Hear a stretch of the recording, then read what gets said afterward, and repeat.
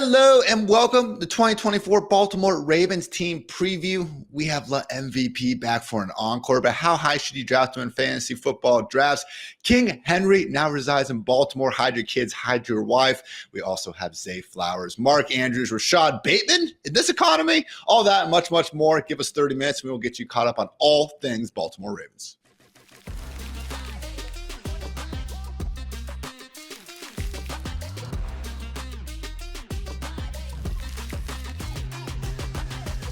I'm your host, Ian Hartis, and joining me, as always, Fantasy Life Director of Analytics, Dwain "The Rock" McFarland. And Dwain, it is time for the AFC North, the first division since, I believe, 1935 to actually have four teams all with over a record that, was 9-8 or better. Above 500 was what I was looking for. So wild last year, again, how complete this division was top to bottom, despite some of the injuries that the Browns and Bengals specifically had at QB. But again, make no mistake about it, it was the Ravens leading the way.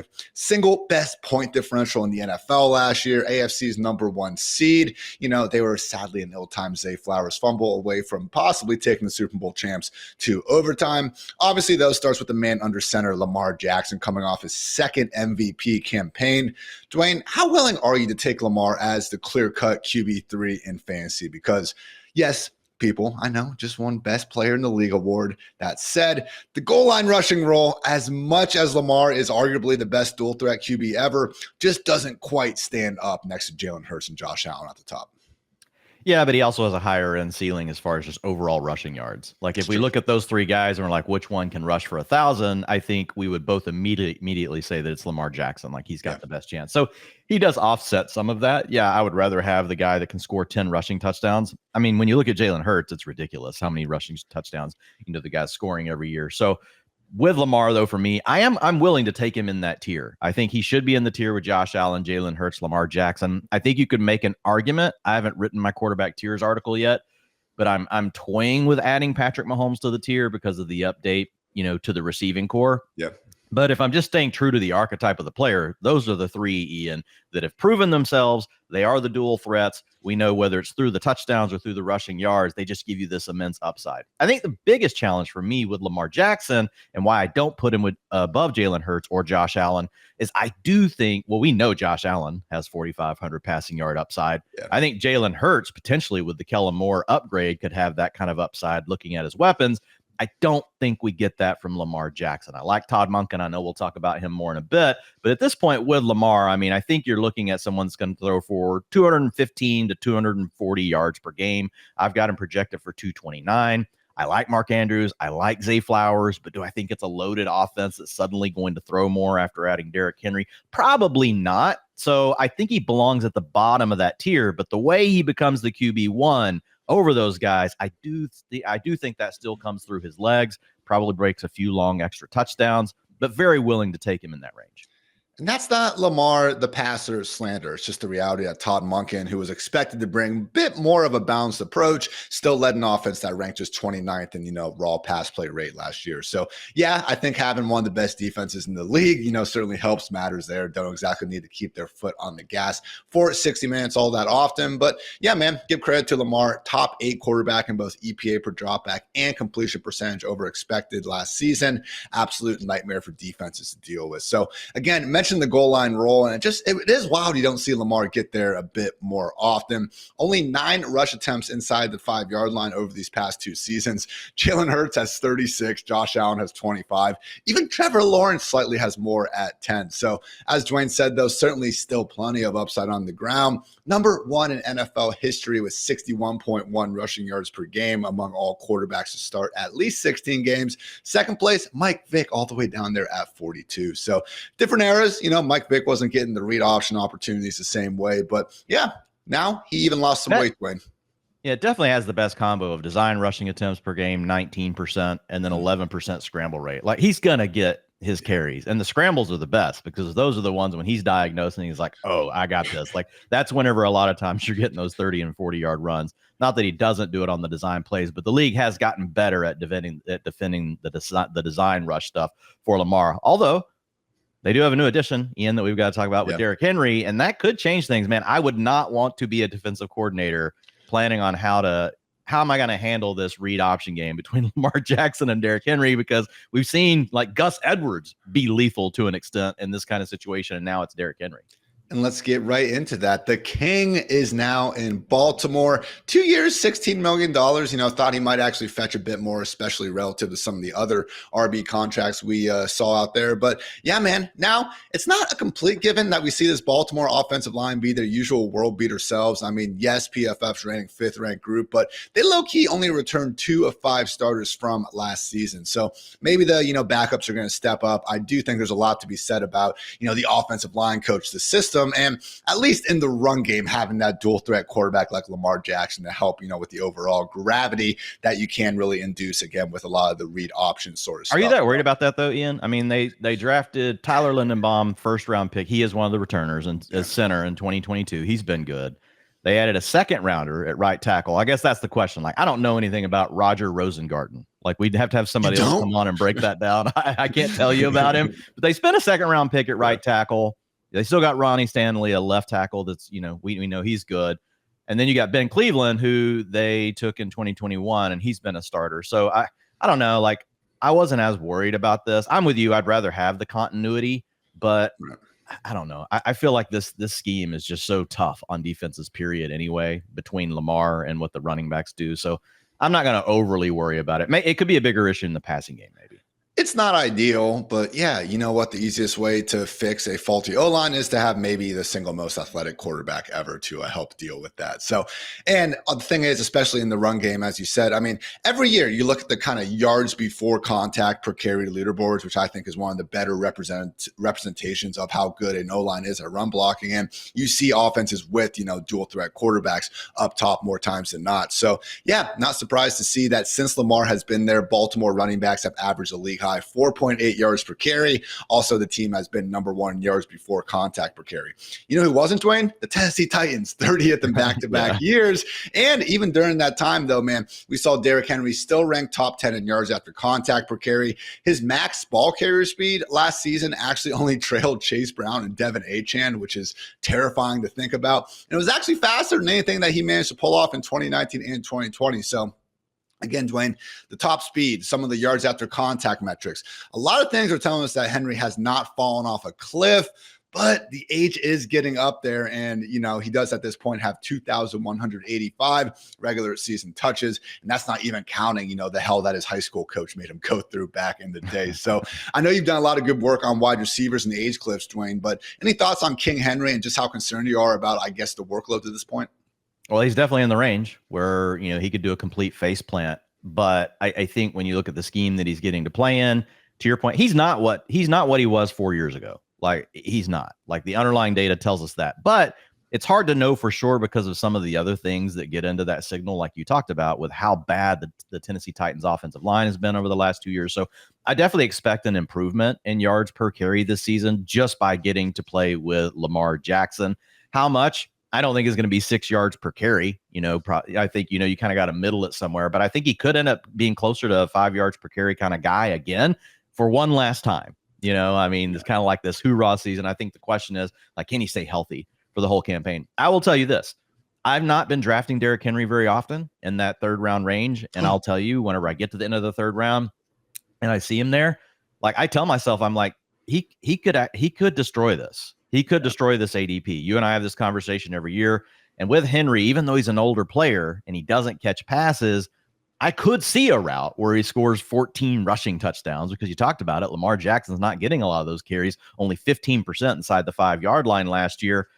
It's a good offense. We know they have a good defense. We know they have a coach that's willing to lean on the run. So is the OC. There's a lot of things that line up here. I think the only question is, can Derrick Henry make it healthy through the season, or does he just not completely deteriorate for some reason? If he doesn't, he's going to end up being a value where he's going in drafts.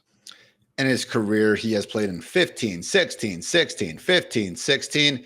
8, and then most recently 16 and 17 games. So far, so good. But again, father time undefeated. Henry will turn 31 next January. So I have been dabbling a little bit more, Dwain. He's my 8th highest drafted running back, which might not sound like a lot, but you're going to naturally see kind of cheaper running backs getting more exposure to because it's easier to draft them in the later rounds of drafts versus someone like Henry, who's usually not going past, more than 4 or 5 picks.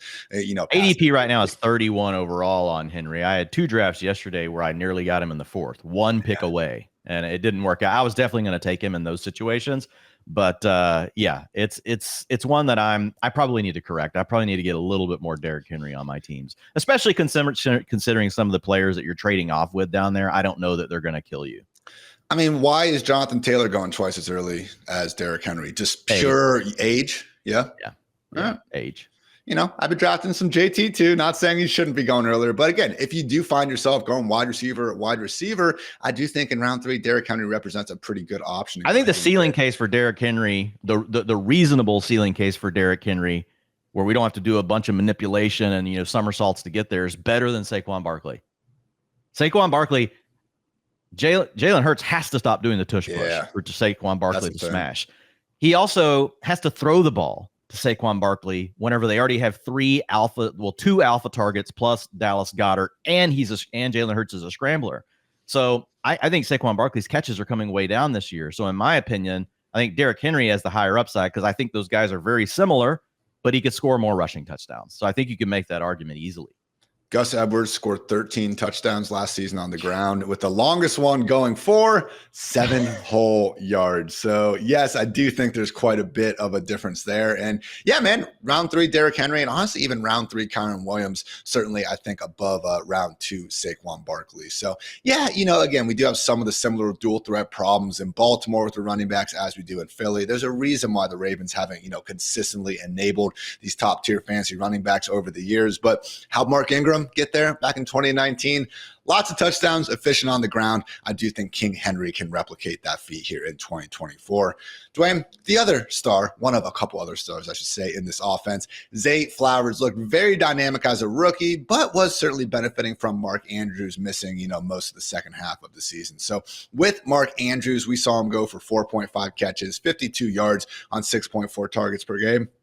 Without, also 9 games, 5 catches, 60 yards, and 7 targets. So touchdowns also increased without Mark Andrews. How concerned are you with Zay Flowers as a number 2 pass game option in Baltimore? Because as much as I do like the talent, I mean, my God, some of the you can tell cornerbacks are terrified of this dude's speed. He is far more than just this gadget screen player. Electric with the football in his hands, don't get it twisted. But again, I think he can be more than that. That said, you kind of brought it up before, man, the passing production. Not to hate on Lamar, just hasn't been there, man. Since 2019, the top wide receiver 1 finishes in Baltimore, wide receiver 48, 43, 23, 61, and Flowers was the wide receiver 31 last year. So got to draft him as a borderline wide receiver 2. What are your thoughts? I'm okay with it, but I think there's definitely questions. On one hand, like when I look at him with Mark Andrews, if I just look at the raw target earning stuff, things were okay. Without Mark Andrews, he had a 23% target share.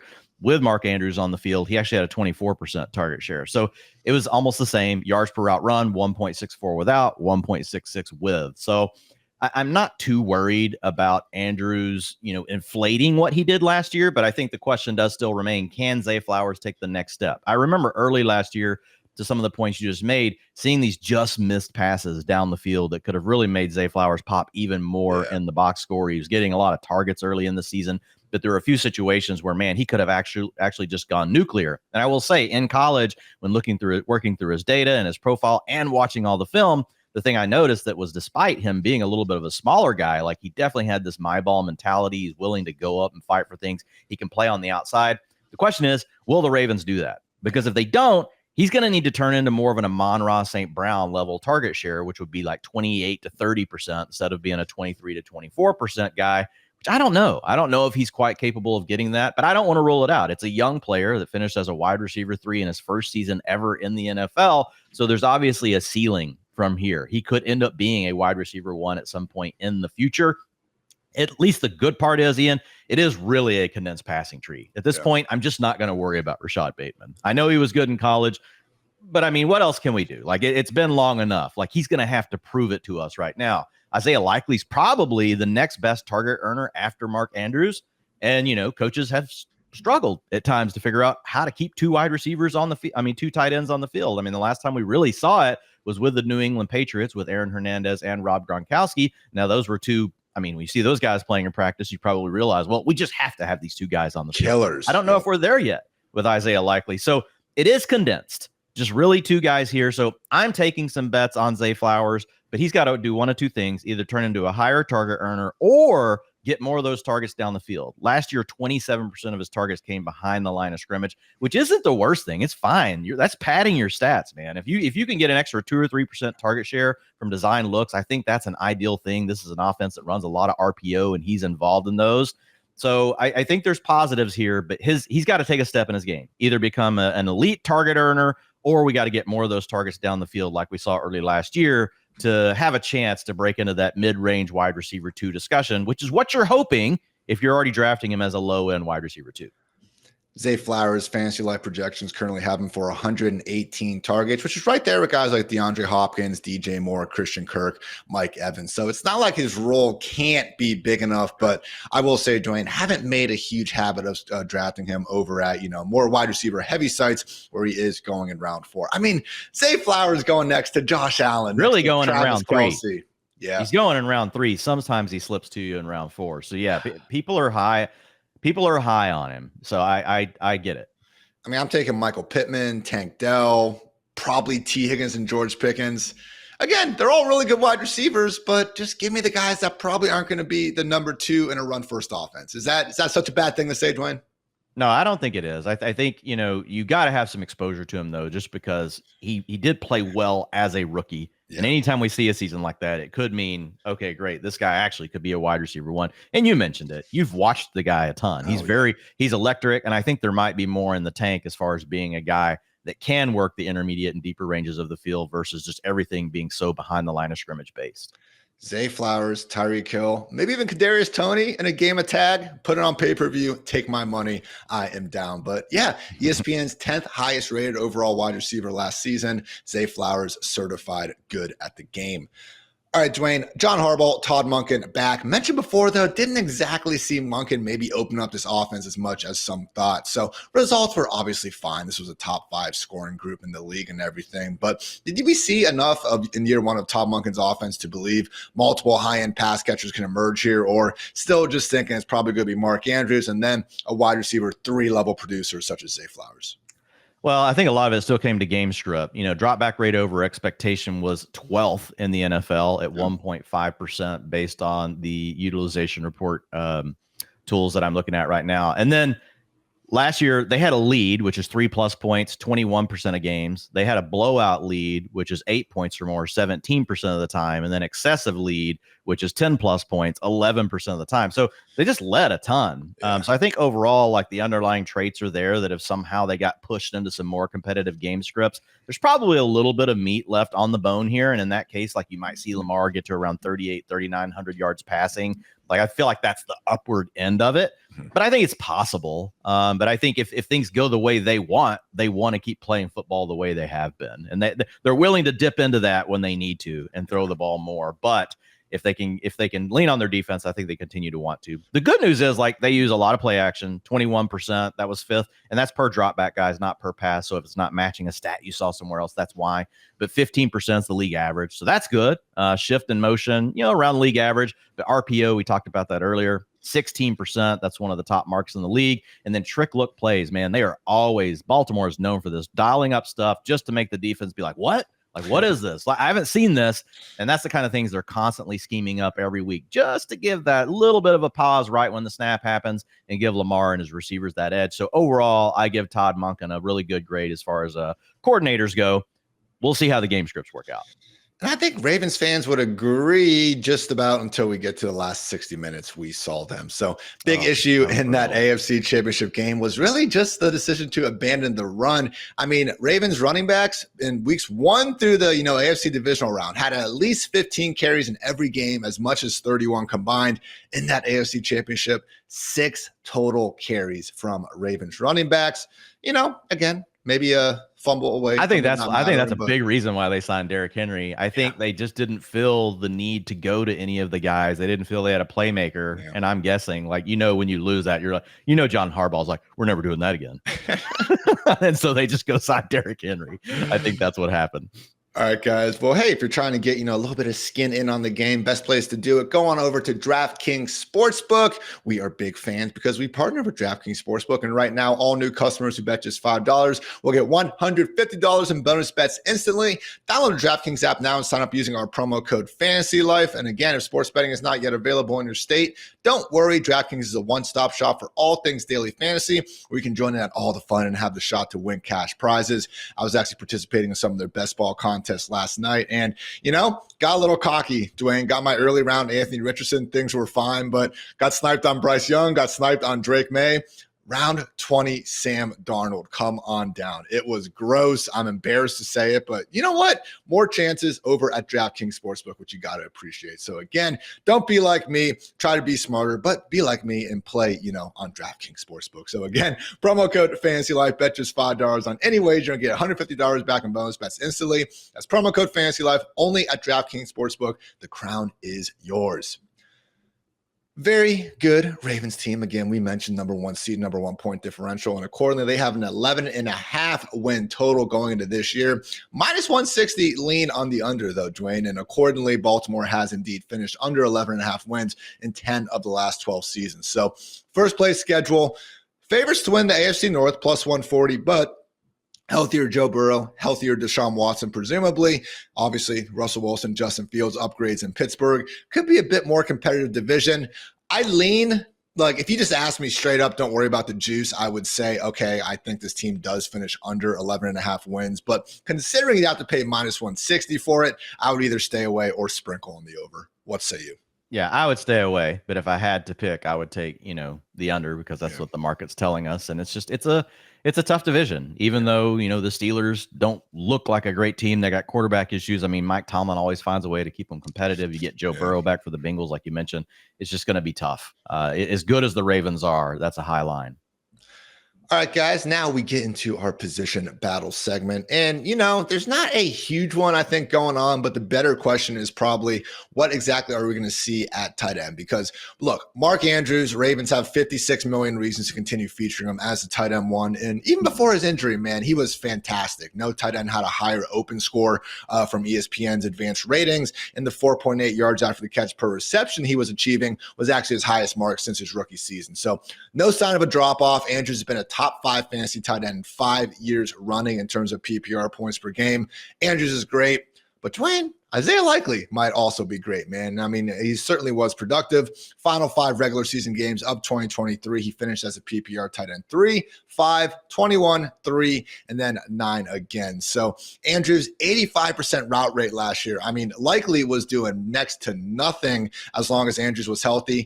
Do you see that persisting? Because you said before, pretty rare that we see teams, really utilize 2 tight ends, but Likely now has been on the squad for a couple of years, and he has made the most out of his opportunities. Yeah, I don't think Mark Andrews' role will change. I think the thing that they'll have to figure out how to change is, okay, just how do we get Likely on the field more? I mean, you don't have Odell Beckham Jr. anymore. I mean, Nelson Aguilar, come on. Rashod Bateman is your starting outside wide receiver right now. It seems like, he's pretty much guaranteed to get that role. So I think it's just a matter of how much 12 personnel do you want to use, or maybe putting Isaiah Likely as the guy into the slot rather than a Nelson Aguilar, depending on what you're wanting to do. I don't think it's going to impact Mark Andrews. When I look at Andrews, like he's one of my favorite picks right now in best ball drafts. You get him in round 5, you're getting him, a round and a half after Sam Laporta's off the board. I don't think we're guaranteed to know that that's the order those 2 guys are even going to finish in. Like Mark Andrews could be the tight end 1. They're in a tier, and Mark Andrews deserves to be in it. Like my tight end 1 tier is Laporta, Kelsey, McBride, and Andrews. So I think that he's one of the most mispriced options if you're just considering where the other guys in the tier go. They all go ahead of Mark Andrews, including McBride.